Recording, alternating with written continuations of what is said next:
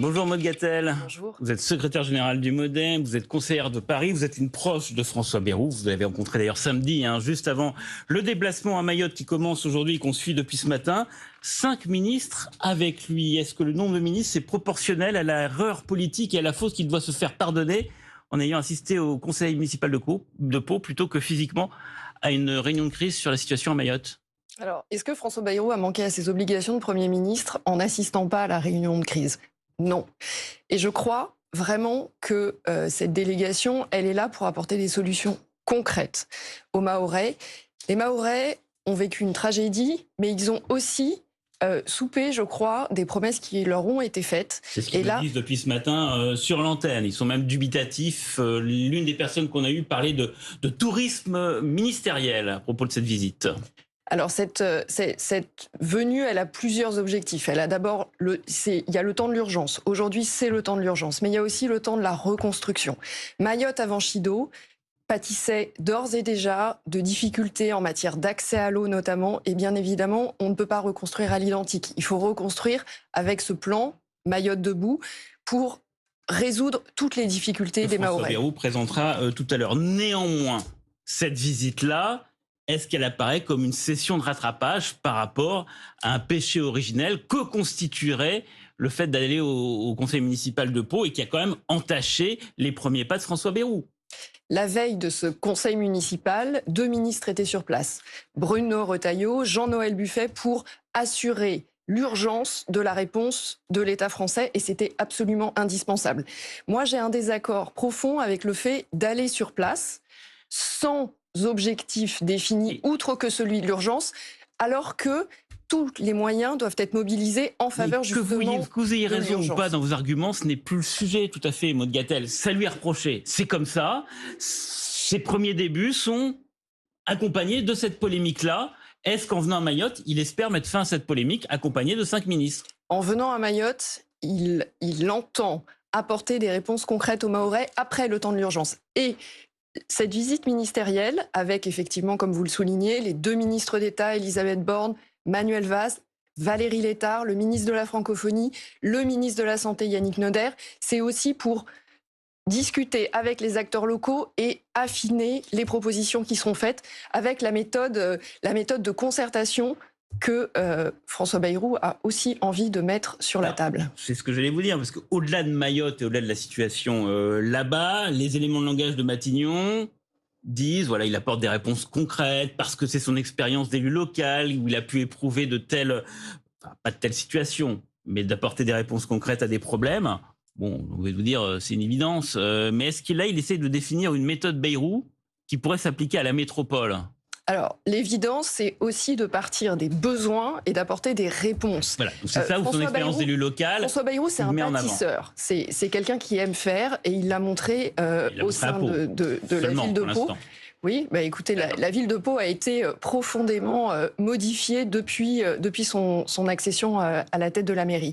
Et c'est justement ça, c'est à la fois partir des besoins concrets, arrêter avec les promesses, c'est-à-dire que là, on a vraiment besoin, et les Mahorais le répètent, et ils ont raison de le faire, Mayotte a souffert de dysfonctionnements qui ne sont pas acceptables pour un département français. Et donc oui, la méthode Bayrou, c'est effectivement faire des propositions concrètes et aussi associer toutes les parties prenantes. C'est la raison pour laquelle, au cours de cette venue ministérielle, il y a les différents acteurs qui sont sollicités. Il y aura un grand temps d'échange aussi avec les élus locaux qui, évidemment, portent la voix des Mahorais. On suivra tout au long de la journée, mais encore une fois, c'est ses premiers pas, finalement, de Premier ministre après des débuts ratés. Premier pas du gouvernement aussi avant le premier conseil des ministres qui aura lieu vendredi. Cette méthode-là, c'est ce qu'il veut mettre en place pour l'ensemble du pays, pas simplement pour Mayotte. Tout à fait. C'est donc, il joue gros, finalement, dans cette visite, et pas que vis-à-vis des Mahorais. Écoutez, je crois que là, le sujet de François Bayrou est moins important que le sujet des Mahorais. Et donc, on attend de lui qu'il règle un certain nombre de sujets d'urgence, de moyen terme et de long terme. À nouveau, on ne reconstruira pas Mayotte sur les bases anciennes. On est d'accord. Vous me parlez de moyen et de long terme pour François Bayrou, mais c'est inimaginable, moyen-long terme pour François Bayrou. Lui, son horizon, c'est le court terme, c'est un discours de politique générale et un vote de budget. Les socialistes, sur lesquels il pouvait compter, menacent de voter la motion de censure déposée par LFI là dans 2 semaines. Alors, vous pensez qu'ils peuvent changer d'avis? Alors, j'ai tendance à penser que si la situation n'était pas difficile, François Bayrou n'aurait pas été appelé aux responsabilités. Parce que, justement, la raison pour laquelle il s'est imposé, c'est parce qu'il représente... Il s'est imposé, je veux dire, lui-même. Il s'est imposé. Non, il s'est imposé parce que c'était la situation imposait pour traduire, voilà. l'arrivée à Matignon d'une personnalité qui incarne quelque chose. Il est arrivé sur une tentative de pacte de non-censure, notamment vis-à-vis de la gauche. Or, ce n'est pas au rendez-vous. Il n'y est pas parvenu. Est-ce que son ministre de l'économie, M. Lombard, qui hier a annoncé qu'il allait rencontrer à nouveau tous les partis politiques, et notamment la gauche, est-ce que vous pensez que M. Lombard peut arriver à convaincre les socialistes de ce pacte de non-censure?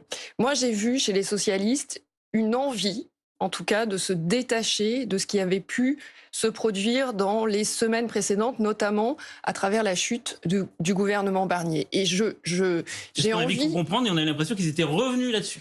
Eh bien, écoutez, je pense qu'on leur donnera l'envie de ne pas revenir là-dessus. Éric Lombard l'a effectivement dit, c'est-à-dire que ce budget qui est absolument indispensable pour notre pays, on a besoin d'un budget pour répondre aux attentes de nos concitoyens.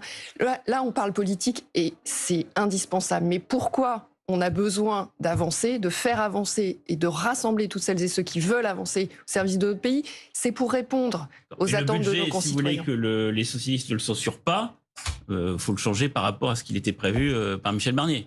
Oui, alors moi j'entends les socialistes demander davantage de justice fiscale. Bien sûr, et c'est un des aspects qui a singularisé le mouvement démocrate depuis 2017. Par rapport aux autres piliers de l'ancienne majorité. Monsieur Lombard a parlé d'augmentation d'impôts exceptionnelle. Et on va dire perler, c'est pas son expression. Ça va suffire pour les socialistes? Écoutez, moi je pense que l'adhésion à l'impôt, elle doit passer par davantage de justice. Mais Éric Lombard l'a aussi rappelé, on ne doit pas freiner la croissance. Donc il y a évidemment plus d'efforts à faire sur la partie dépenses, mais il y aura aussi des efforts à faire sur la partie recettes et de mettre à contribution celles et ceux qui peuvent davantage contribuer à cet effort national. Maud Gatel, pourquoi François Bayrou aurait un destin différent que celui de Michel Barnier?